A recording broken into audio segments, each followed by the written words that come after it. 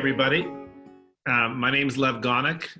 I am Arizona State University's Chief Information Officer. It's a pleasure to welcome all of you here for this, our first fall session of Technology in the Public Interest, a regular series bringing authors to a broad audience interested in technology in the public interest.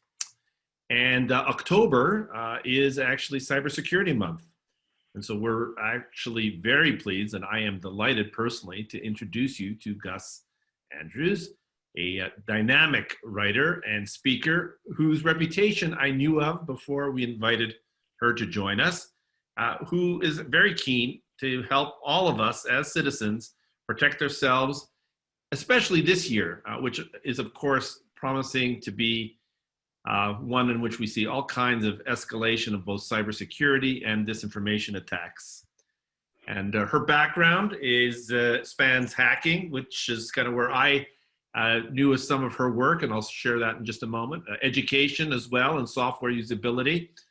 And her latest project, which is actually the book upon which we invited her here, is Keep Calm and Log On, which is an MIT Press handbook to help everyday folks survive the digital revolution without getting trampled. And over the past 5 years or so, Gus has worked to improve everyday users' understanding of digital security through her work at the Open Internet Tools Project, Simply Secure, and ThoughtWorks. And she served as a user experience specialist at ThoughtWorks and actually back at Linden Labs, which was the original home of Second Life. And her work on open source encryption tools has helped to inform policy at the Electronic Frontier Foundation, as well as the US State Department. She's the creator of a number of important multimedia projects, including The Media Show, a YouTube series aimed at teaching digital and media literacy skills using, I think she would agree, snarky puppets. As a former panelist on the hacker radio show Off the Hook and organizer of Hackers on Planet Earth conference, she's engaged with digital rights and privacy issues for close to 2 decades. So you're all in for a really great treat as you'll hear her bring many of her concepts of her book to life, the Keep Calm and Log On. It's also going to be interactive and engaging. And we invite you to pick up your own copy of the book. And again, I can't think of a better topic and no better speaker as, again, October is Cybersecurity Awareness Month. And with that, Gus, the show belongs to you. Thanks for being here. Great.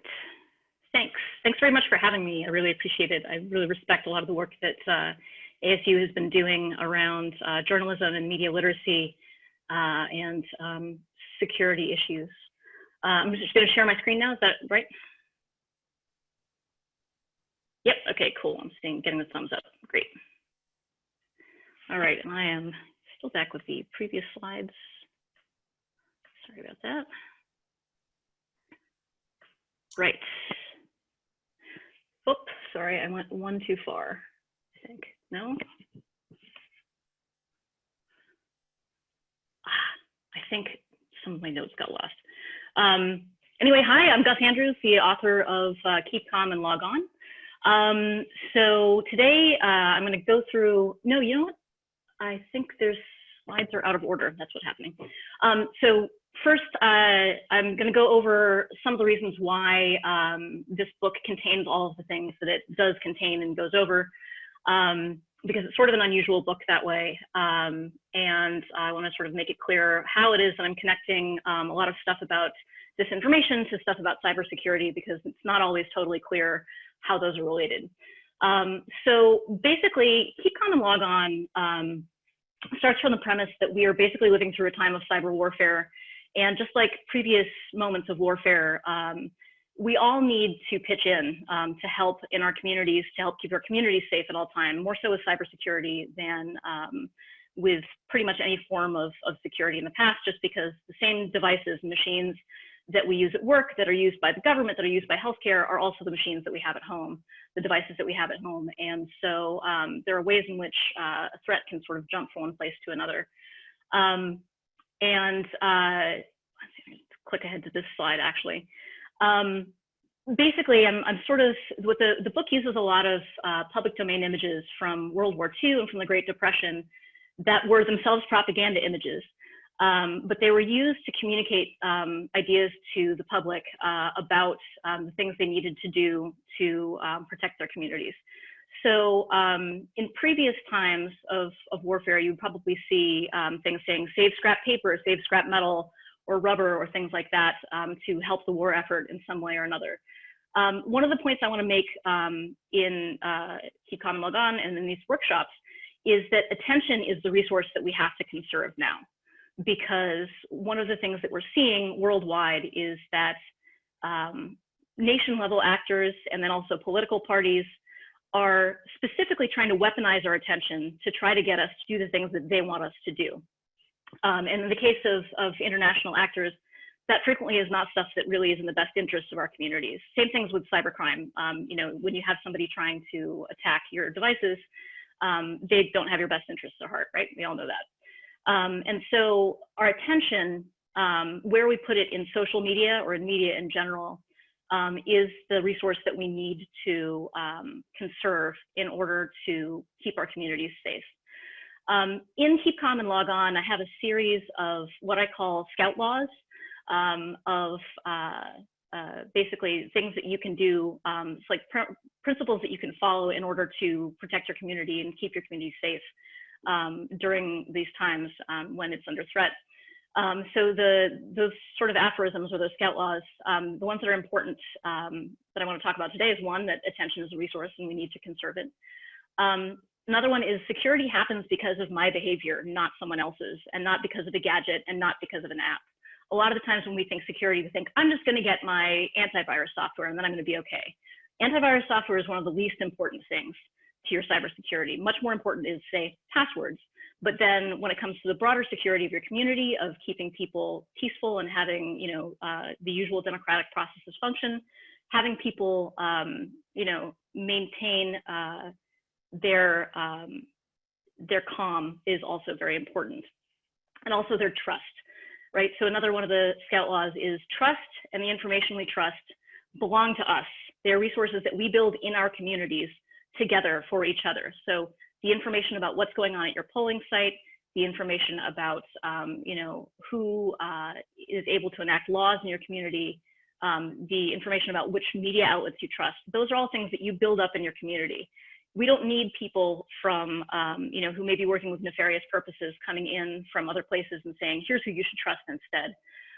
So that's an important thing that we need to think about to stay safe at this point in time and not fall prey to disinformation. Another scout law is, if I can understand where my own opinion comes from, I will be better prepared to protect myself from people who want to manipulate me. And we'll get into that more later, because one of the really important things is thinking not about just about what the messages are that you're getting from social media, but also what you, how they land with you. You know, how if messages are seeds, who are you as the soil? Are you hospitable to this disinformation that may be coming in to you through social media? So going back to this slide. So overall, here's what sort of shows up in the book. I just want to give you sort of a picture of how the book goes, because we're going to kind of be going through these same steps today. And I should say, I know it's probably not what you expected. You may have expected to come here and just listen and not talk, but I feel like the most important way that we can actually really build community and engage in helping make sure that we don't fall prey to disinformation this election cycle is by actually talking with each other. And so that's one of the things I want to have us do today. Is there'll actually be some things where we're going to send everybody into breakout rooms. You're going to talk and do an exercise with the people in that room, and then we'll come back to the main room and we'll talk a little bit more there in chat as well. So be prepared, figure out where your mute and unmute buttons are. We're going to ask you to talk with other people that way. And yeah, and we'll have a slide deck that you can look at while you're there. I should say, I think of this as a self-help book. This is really something that I want everybody to have as their set of tools that they can use to protect themselves and their families and their communities. And the exercises themselves are part of what I think it's important for all of us to do in order to live through this digital revolution that we're living through, this time of disinformation, and even thrive. And here's how that plays out in the book.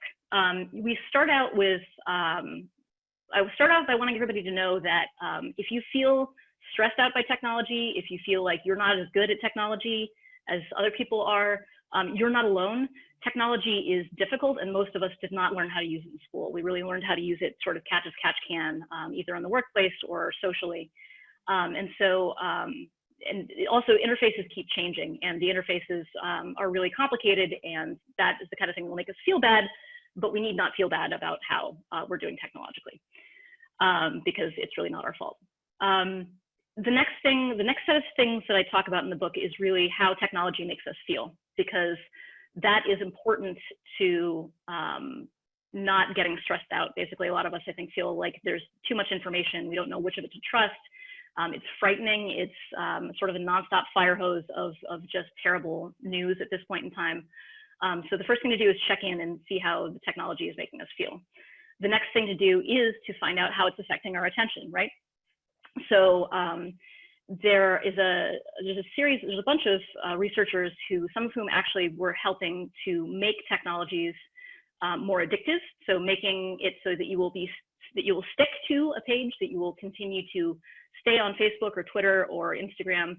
And the people who developed these are now coming forward and saying, hey, we made it addictive. We made it like a slot machine where you press the button and you get a reward. And that wasn't a good thing. So in the third chapter, I start to talk about how those technologies work and the things that we can do with those technologies to slow down that addiction cycle, to break the addiction cycle, and to get our time back for ourselves and our attention back for ourselves. After that, I talk a little bit about how communicating online is hard. How there's, if you've ever had a fight that started online and you didn't even know why you started fighting, that's another thing that I talk about there. From there, I head into the second section and talk a lot about digital security and the basic things that you can do to secure your devices themselves, to make sure your account doesn't get hacked, and what it is that people know about you online and how to protect your privacy. Section 3, which we'll be talking a little bit more about today, really goes into trust. What trust is. Trust is something that we all start to build when we are infants, right? We trust that the adults in our lives will come back to us and they'll feed us. They will keep us warm. They will keep us clean. And then that begins to spread out, to your community as you grow. Your parents tell you, we trust these people over here. We trust this media outlet over here. We don't trust those people. We don't trust this media outlet. And those are the roots of our trust. That begins to then sort of be built upon by our family in general and the institutions that we work with over time. We may have schools that we go to that say people who talk a particular way are better than people who talk another way, for example. Or we may have, we may be involved in political parties that say, the most important belief is this, and you shouldn't believe this other thing. Or we might be involved with religious institutions that also tell us, this is sinful, this is not sinful. So those all play into our trust. And then that also ends up playing into our bias as well. We'll talk a lot about sort of how our opinions are formed by these institutions, and how they may be contributing to our blind spots and things that we don't see because there are certain people who aren't around us, and we don't end up seeing them either in the media or in social media or in our own personal lives. And then I talk a little bit about the things about technologies themselves that help us build trust. We think in traditional media a lot about brands, right? Because brands are sort of an extension of the trust that we've built in our communities. You begin to sort of go, if we see this logo, we know that that store has, consistently the same French fries no matter where you go, and those are tasty. Or, we know that our latte is going to be prepared the way we like, right? So that's another form of trust in our environment. And I sort of break that down in the book. The last section of the book is about more complicated forms of trust in different kinds of knowledge, in science, in journalism, Wikipedia even, and then also how we end up trusting social media-based information and how that may be impacted by algorithms behind the scenes that we may not be seeing, or by paid content, right? So that's the general flow of the book. We're going to strip it down today to basically starting out focusing on the emotions that technology causes in us, and then moving on to how that relates to our trust and to where we're giving our attention. Because that ultimately is where disinformation will get us, and it will get us doing things that may be dangerous, or voting against our best interests. And today I'm specifically going to focus a lot on information that's just about the elections, because we're going to be facing a lot of information about whether this election is viable, why it's viable or not viable in the next couple of weeks. And so I thought it was a really important thing for us to focus on. It's also a little bit less contentious. Interestingly enough, both sides seem to be saying the same thing. Both sides seem to be saying, don't trust the other side. And so I want to pick that apart a little bit too. So right, that's the attention. The reason that I'm focusing on elections, like I said, is disinformation is a matter of cybersecurity at this point in time. We know that we have international actors, and it's not just Russia. When you look in the wild at the botnets that are spreading disinformation out there, sometimes they have signatures from China, sometimes they have signatures from Iran, sometimes they have signatures from smaller groups, whether they're local domestic political actors or law enforcement sometimes, that let us know, or if you let researchers know, that this message is not a grassroots message coming from a community. It's coming from people who may be trying to sway people's opinions. And we have seen this happen as long ago as 2012 at hacker conferences. I was hearing from people in Brazil and in Mexico who had seen Twitter botnets deployed to actually in real time shape how people reacted to the election. So for example, in Mexico, there were messages going out on Twitter saying, this polling site is literally on fire, don't go there. And that's the kind of thing that somebody might spread in order to quell people's desire to go, or their willingness to go out and vote and participate in the democratic process. So these are things that we're going to have to watch out for. The messages that may be being sent are propaganda, like these old posters, like this one here from World War II. They are things that are trying to shape people's opinion of what might happen, to sway their behavior, right? So this particular piece of information is saying, don't spread rumors or don't share vital information, even if you're just sort of casually chatting with a friend. You never know where it's going to end up. And I like this image because it's really kind of similar to what we see in social media today. Is you may forward something and you may not know where it's been before it came to you. The image may be shared and copied from someplace else. So this is ultimately going to shape the democratic process we expect in the next little while, as people are sharing information that may even look like it comes from their town. It may not be from their town, and it's worth taking a good close look and figuring out whether there's some other explanation for what you're seeing. We are the media now, right? How we are broadcasting shapes what happens in our communities. It's not just broadcast media anymore. It's not just TV. So what kind of messages can we expect to see? A lot of the times they will try to play on our emotions, and they will try to get us to act quickly based on those emotions. And we see this not just in social media, but we also see it in email as well, right? So these are two examples of spam that I managed to find in my spam folder. The one on the right says, it is a suspicious connection to my account. But if you look at the address up top, I always recommend looking at the addresses. It actually says G. Andrews bunch of garbage at bunchofgarbage.edu. So that is not a real address. And that's one of the ways, hopefully, that Google was able to identify that this is a junk piece of email.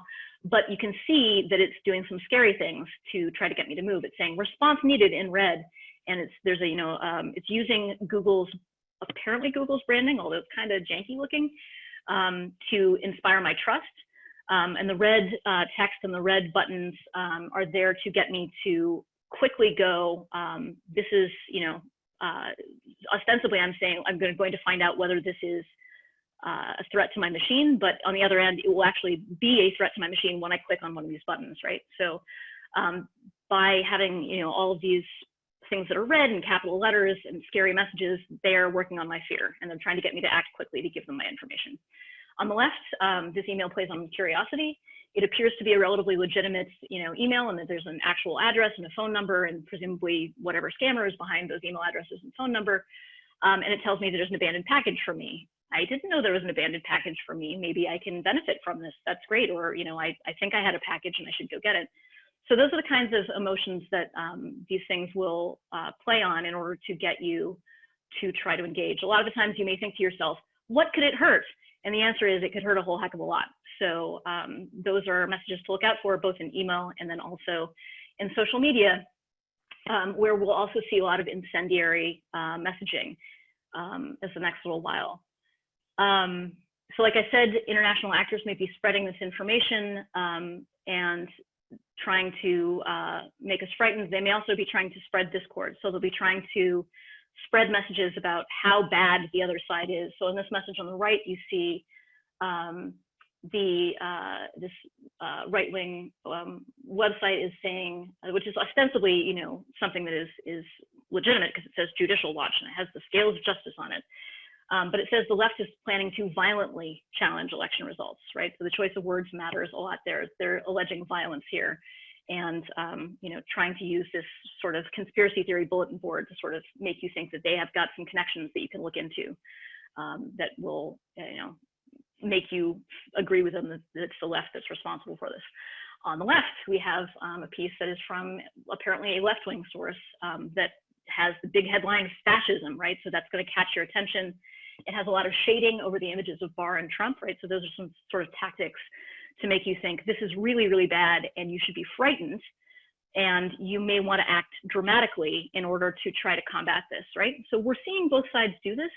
And whether this is actually legitimate actors on both sides or whether it is, you know, people from outside, you know, whether it's China, Iran, whether it's, you know, some paid, you know, secret PAC on the backside, we don't know. Like, we don't know where this stuff comes from, but we do know that it's trying to frighten us and make us act quickly. So this is what we're going to be working on today. We're going to start out looking at more social media messages like that. First I'll go over the ground rules for the workshops because I want to make sure that everybody is acting in good faith. I'll talk about that in a second. First, what we're going to do before we get to the social media analysis is check in on how you're feeling. We're going to look at some messages and go, how do they make us feel? And how can we react? And what do we think we could do better in the way of reacting? Then we'll go into analyzing some social media. We're going to break out into small groups for that. I'll talk a little bit about the things that they may be doing to stress you out.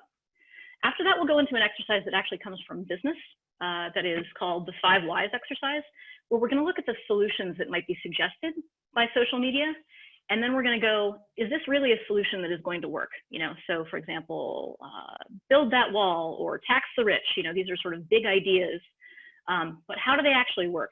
And we're going to dig into that a little bit and see if we can think a little bit harder about the solutions that some media may be suggesting to some of the scary things that it's talking about. Then we'll go into talking about your opinion family tree. We're going to do a little bit of reflective analysis, once again out in small groups, thinking about where your opinion comes from and then why it may or may not reflect certain perspectives and where you may want to get a little bit more information. And then we'll wrap it up from there. Ground rules from this workshop. These are rules that I use in some of my online communities that really help make things better. It is better when there are no trolls. So I'm going to ask that you act in good faith. Don't pick fights. Don't troll people. Don't play devil's advocates. Assume that other people there are also acting in good faith, right? That they are there to try to actually work on this exercise and they're not, you know, gaslighting you or whatever like that. Similarly, this is not the time to change anybody else's mind. Education in a really short-term period, like we're going to have only a couple minutes at a time, it's not going to work. So don't try changing other people's minds. Do ask questions about why they think how they think, maybe. Do speak up from your own experiences. Don't really talk from other people's experiences. Generally, these conversations go better if you're speaking from something that you've gone through yourself. Please try to withhold judgment. People here may come from across the political spectrum.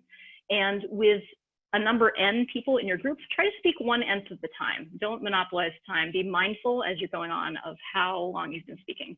This is the rule that I have the hardest time with. So I'm going to go on and we're going to continue there. We may ask that you leave. We may block you from participating if you do not follow these rules. If somebody comes and says, hey, somebody is, you know, causing trouble over on this thing. Just because it's a contentious time, I'd like to get through this and, you know, have some productive conversations. Okay, so get ready to participate, as we did in previous wartime efforts. In the Zoom chat, there should be a chat bubble down at the bottom of your chat window. I apologize if you're on mobile devices, I'm not sure where your chat thing is going to show up, but there should be a little word bubble and you should be able to type in it. I'm going to show you those same pieces of social media that we had a second ago. I'd like you to name the feeling of your physical reaction. Just put one word out there in the chat, which say how it makes you feel. You don't have to say which one is making you feel a particular way. This is just sort of so we don't begin to get into the political reasons why we may be feeling a particular way, but just put the emotion out there. How does this make you feel? And also say it aloud to yourself. The reason why is that there are certain pieces of research in psychology that show that if you are actually able to vocalize your emotions and give a name to them out loud, it can actually make some chemical changes in your brain that make it a little bit easier to deal with that emotion. So I'm just going to recommend that. I recommend it in the book. You don't have to be off mute. Just say it to yourself so that we don't all suddenly have everybody going, I'm so stressed or something into Zoom chat. So we'll go into the what did we do in response in just a second. I'm going to put this out there and let's go ahead and get in chat and talk about what your physical and emotional reaction is to one of these pieces of media right here. I have the thing where I have lost, there we go, there's my chat channel. All right, so I'm going to be looking at chat, seeing how things are going. Sad, exhausted, annoyed, upset, weary. Briefly scan and ignore. Wow, some of us have just moved on completely from this. Really is a good one, because then sometimes when you say it out loud, it doesn't work that well. Checked out, ignore, unsure about the future, skeptical, looks like a movie poster. That's beginning to get into the questions of what is going on here, what's happening. Right. So I'm seeing, we're seeing a lot of the same thing, people saying grieving. Grieving is another one, right? So there might be sad. People might be feeling sad. Or they might be feeling skeptical. They might be feeling annoyed, disappointed, angry. I find it actually kind of helpful to hear that other people are feeling this way, because sometimes it just feels like it's, too much. Doubt, right? Doubt's another one. So you might feel doubtful about this. Okay, cool. That is a great batch of emotions there. By rights, I don't know how many people did we end up having here? Did we get everybody?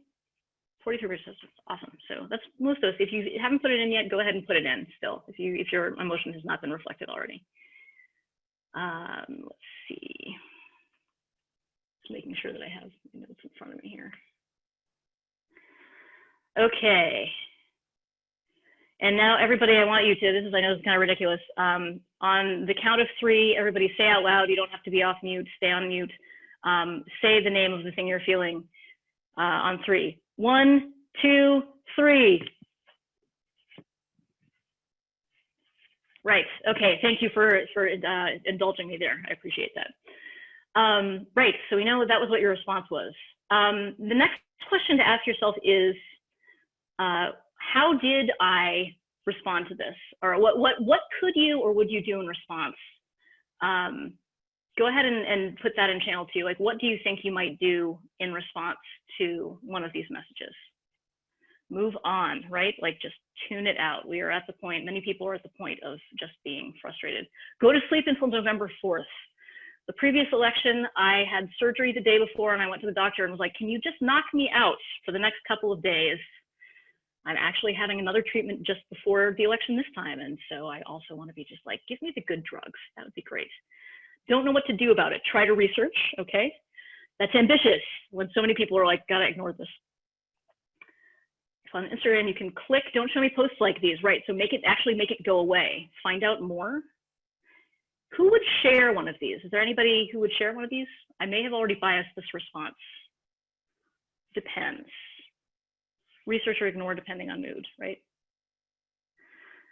I want us to all imagine that maybe it wasn't one of these messages, but it's something that actually would be, right? So people share things they agree with a lot of the time, right? So some people were in there saying like, I agree with this and share. Now let's think for a second about what could you do better? What else do you think maybe you ought to do? I would only ever share with my inner circle, right? So you share with some people, not with others. People only share things that they check out, right? Right. right? Some of us have just turned off the political stuff too. And there may be reasons, there's a lot of reasons for that. Some people do it because they don't want to be, have that on their public profile. Some people may have professional reasons why they really can't. Like for example, if you are, have to deal with the Hatch Act as a government employee, you cannot share political stuff. Report accounts, yeah. So there's another thing too, right? Like there might be reasons why you think this is actually bad information, right?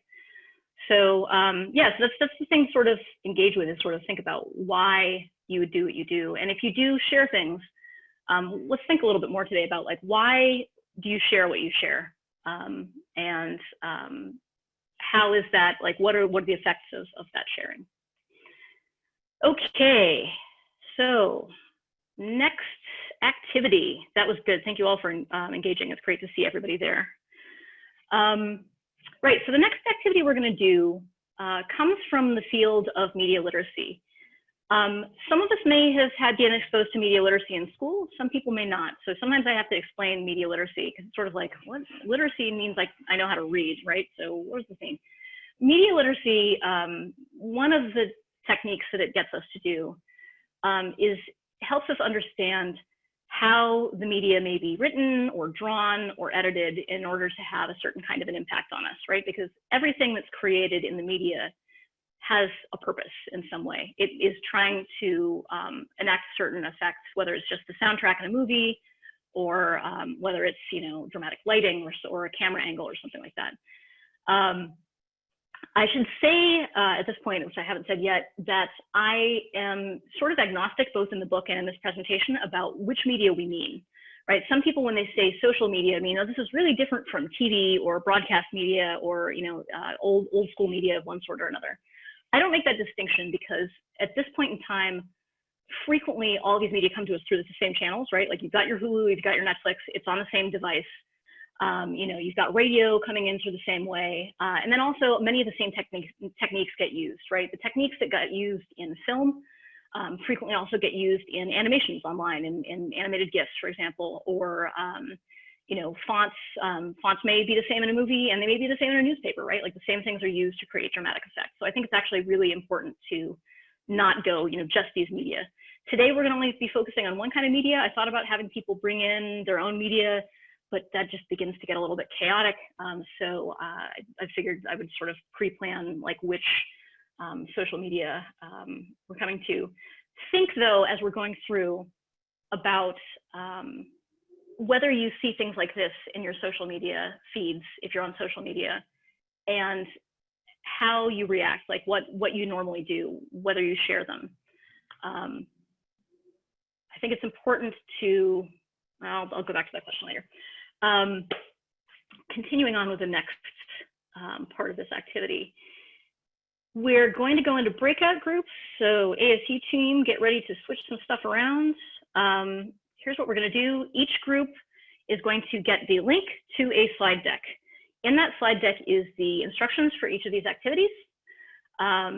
And so if you need to go check back and figure out what you're supposed to be doing, you can always just go back to the beginning of the slide deck and navigate that way to find out what you're supposed to do in your group. You are also going to be assigned one set of social media posts, one pair that's on one slide. Look in the upper left-hand corner of the slide. There will be a number that should correspond to the number of your group. So when you get to your Zoom breakout room, there should be a number to it. Match that up to the number on your slide, and that's the slide that your group should be looking at, right? So go look for that numbered slide. They repeat because I only did 12 of them, and we have, actually no, we may not get to the repeat because we actually have fewer than 12 groups, so I think that's going to be okay. And within your group, each person, take a look at the pieces of social media for a second. Each person should share one technique that you're seeing used in this piece of social media that you think might be contributing to the reaction that you or somebody else might have. If somebody is grieving or sad or hopeless or tuned out or angry or upset, think about which thing in that particular message is having that effect. So that's where that link's going to be. I should say we're not totally sure how this is going to work for people on mobile devices. If you find yourself on a mobile device and you feel like you're not able to go back and forth to between the slides that you need to look at, maybe the instruction, or between the slides and the Zoom call. If you're having trouble going back and forth, come on back to the main room and we'll try to do this activity here as well. So I think that's pretty much everything. Are we ready to go to send people over, Erin, and to unmute them when they're there? Yeah, we are. Send everybody over to breakout rooms.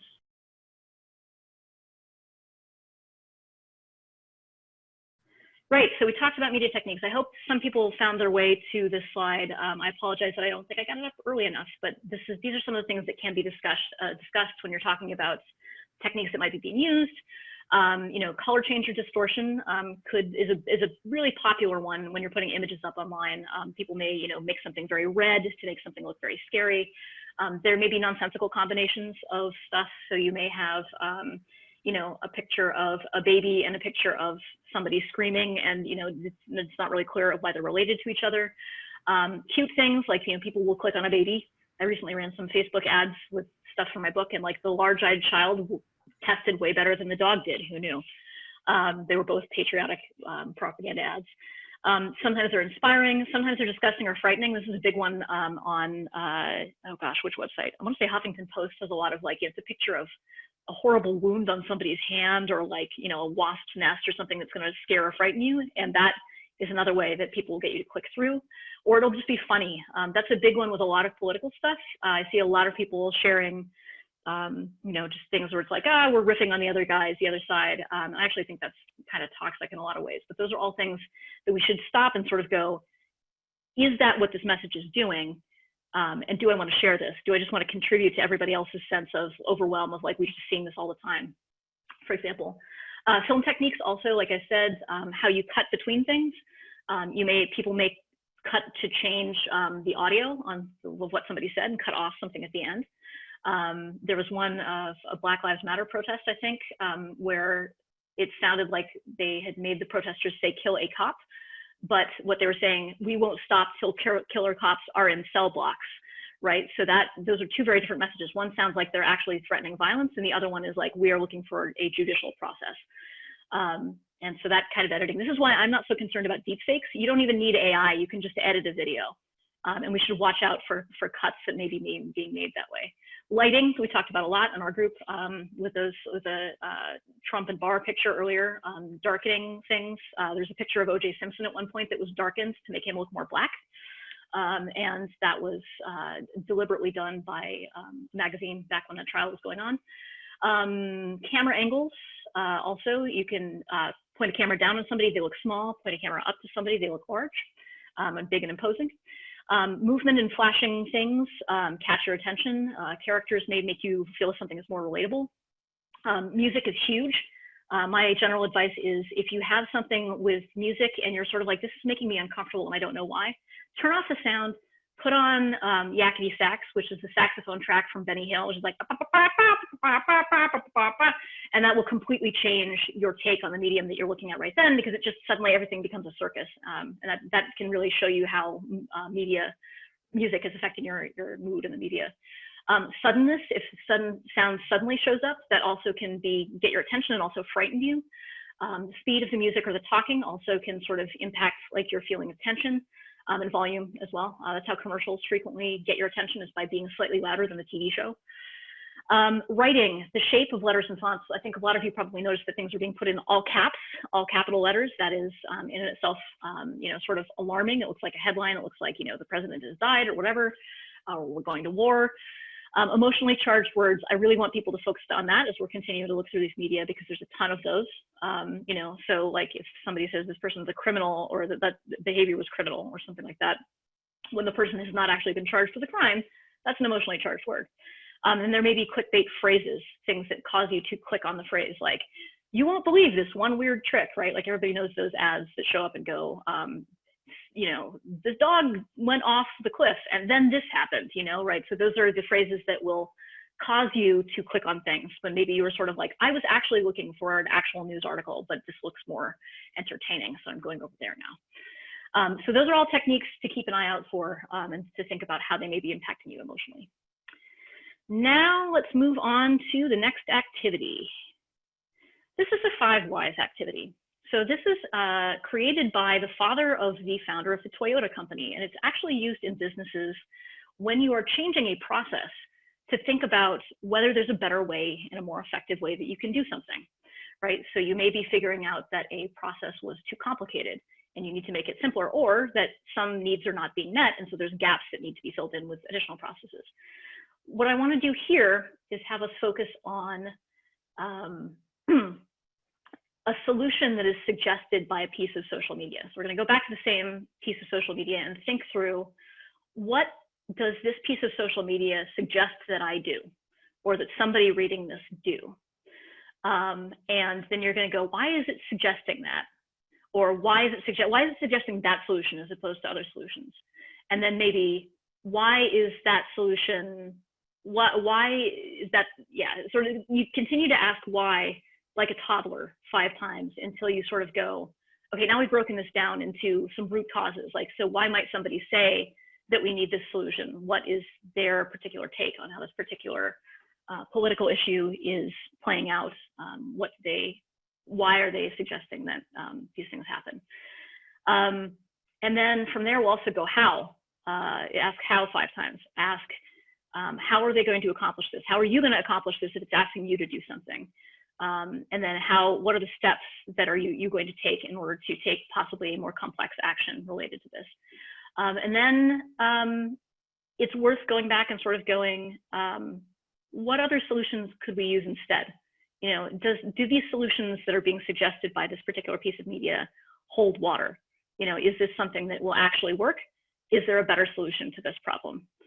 Try to push yourself into empathizing with other people here, for sure. Whether they're in your group or whether they're somewhere else, think about the real reasons, legitimate reasons. Not just it shouldn't be because this person is stupid. It should be more like because they are frightened for their children or something like that. So right, putting up these instructions. Right, I think I got through most of this.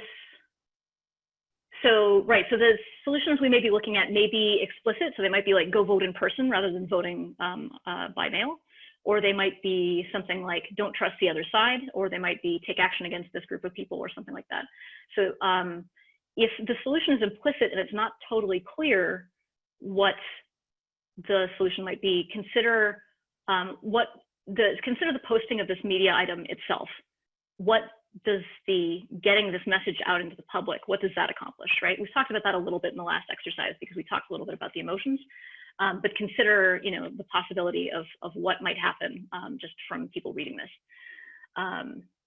Right, so those are the instructions. These instructions will also be up in, like I said, at the beginning of the slide deck. We're going to go into the breakout sessions once again now. So Aaron, get ready to do that. And you will be going back to the same slide you were at before. We're going to go over the same piece of media again. So see you there.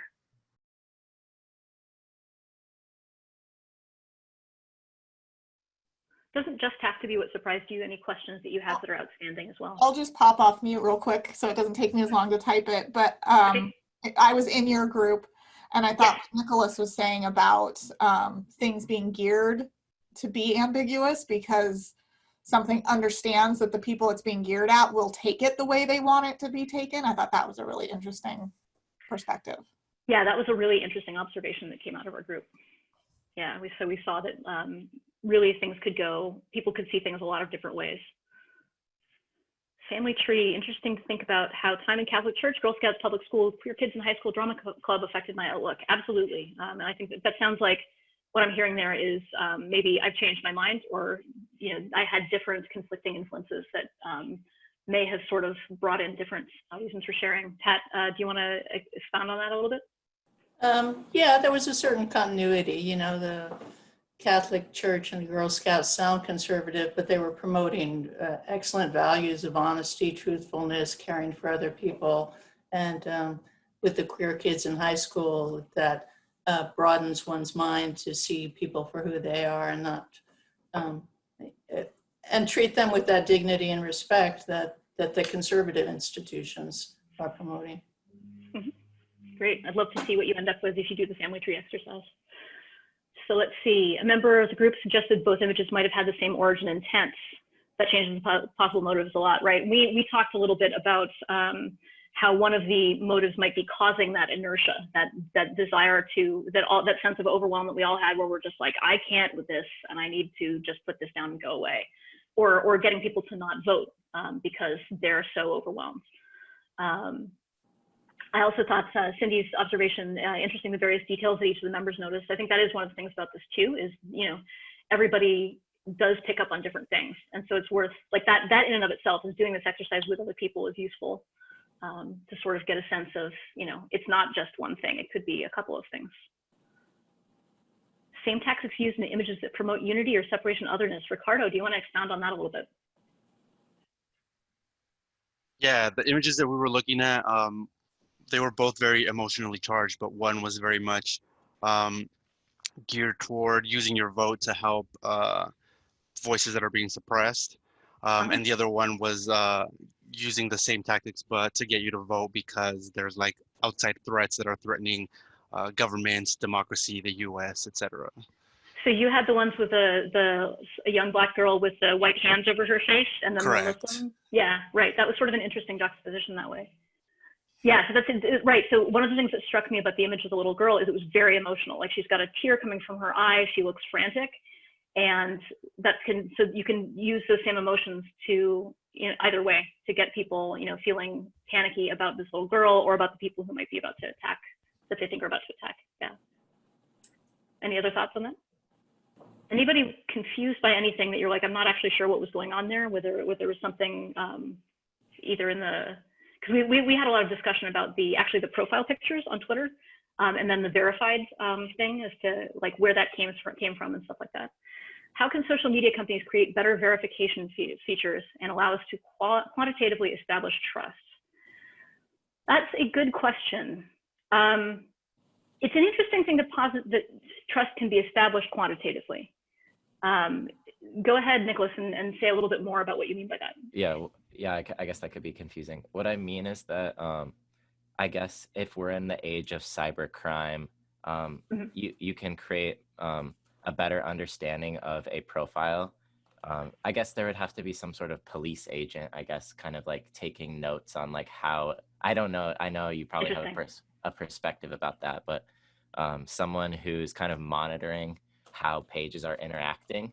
We were talking about people using data for the purpose of manipulating people. So how do they like quantitatively tell you, or like, it doesn't have to be quantitatively. Yeah, I think I get what you're getting at. So the question is like, how do we know, like, if there is a botnet with a bunch of fake accounts interacting, how do we know that? I would love to see Twitter and Facebook putting that stuff forward. I know they must know some of this on the back end, because I know there are researchers like Amelia Acker at Data and Society who have been doing that work. Like, it's not impossible to find out where the fake stuff is. Sarah Jane Terp also, that's T-E-R-P. And I talk about some of that work in Keep Calm and Log On. There are ways that you can look at images. Like I said, you can do a reverse image search on TinEye or Google Images, and you can go look at it. On the back end, Twitter and Facebook should be able to look at addresses from where things are posted. And this is actually a big thing for me. This is like, since my dissertation, this is what I worked on, is how do we use addresses online to know who people are? Because frequently addresses are one of the best tools that we have. There are more and more ways to spoof them and come from different places, but they can begin to give you a picture. So for example, Wikipedia was able to tell when people were editing pages about, like, you know, representatives of Congress from within Congress, because they had the IP address, a little string of numbers on the back end that said that's who these people were, and they were going in and making themselves look better on look there. It should not be that hard for Facebook and Twitter to go in and go, you know, this is the range of addresses this stuff is coming from. We think this is coming from Russia or somewhere like that. Or we can see that these addresses are part of the same, like they're in a series. It's like 1521, 1523, you know, whatever like that. Here's the thing though. We actually know that there were tens of thousands of fake accounts on Twitter before their IPO. And we know that they did not take those accounts down, because if they did that before they went public, their stock value would tank, because it would look like they had tens of thousands fewer users, right? So these companies have a financial incentive to continue allowing this garbage on there in a lot of ways because it ups their numbers.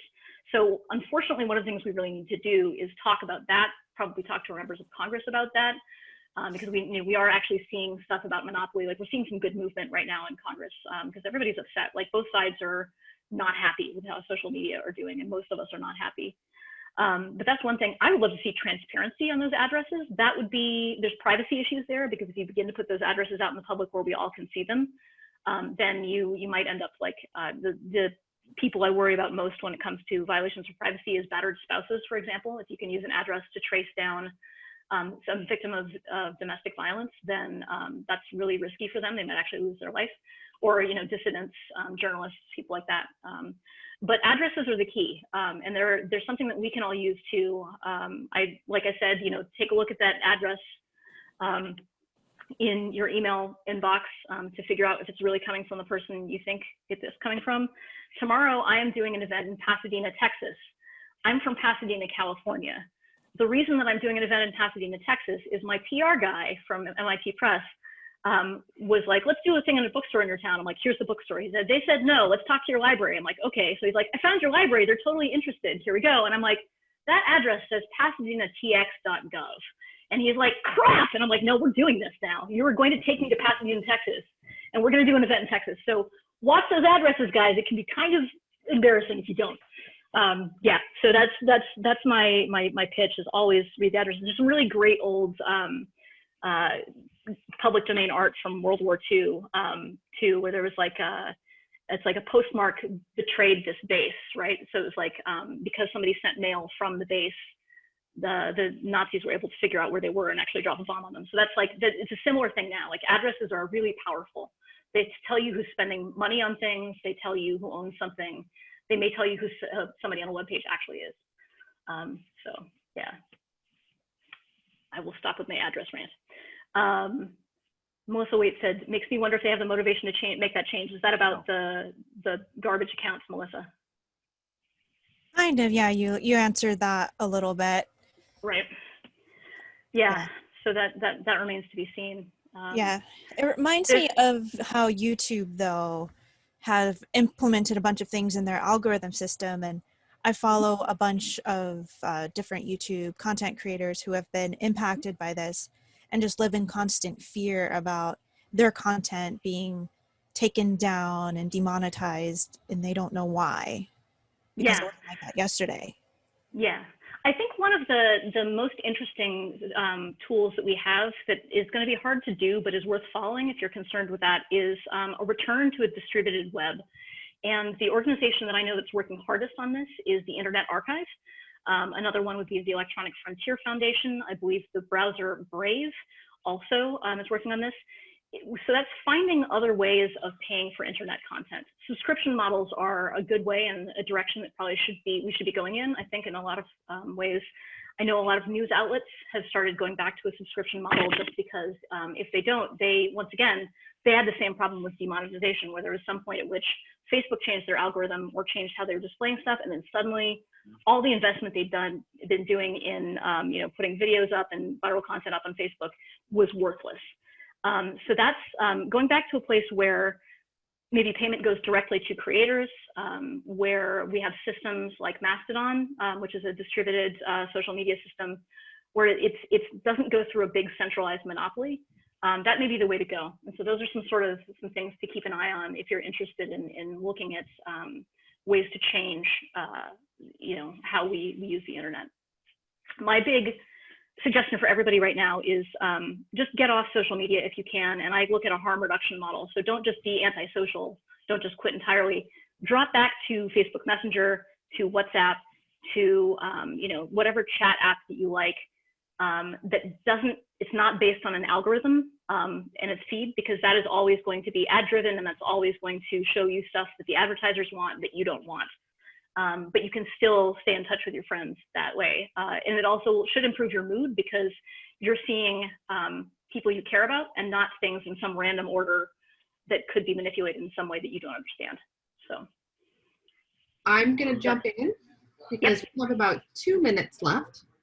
Cool. So I wanted to take a minute and just absolutely thank you for joining us tonight and going through this. It's been so much fun. I love the information. I love your energy about it, which makes it that much more fun. And I was going to hand it over to Samantha Becker for some updates. Thanks all for coming. Yeah, thank you. I just want to, on behalf of the University Technology Office at ASU, extend my thanks to you too, Gus. I learned a ton. This is the perfect material for Cybersecurity Awareness Month. It certainly is going to change how I think about my emotional response and what that means and how I contribute to the ecosystem of misinformation. And so I just want to thank you again, just a ton for being here, sharing your book with us and sharing your voice in these excellent workshop exercises. We'll just have to get the book ready to go for us to be able to do more of them and us to be able to facilitate more of them. So thank you. And Gus, do you want to share a little bit more before I pop on with some save the dates for future events where your book can be best found? I would say keepcalmlogon.com. I put the link in chat there. So that is, there's a whole website related to the book with a lot of more information there. Basically, the publisher was like, how is this going to not expire really quickly because the internet changes fast? I was like, we put it on a website, and then I had 2 jobs to do. So that website is where a lot of the, there's links to a lot of good stuff. There are ways to buy the book there too. Book-wise, I recommend bookshop.org.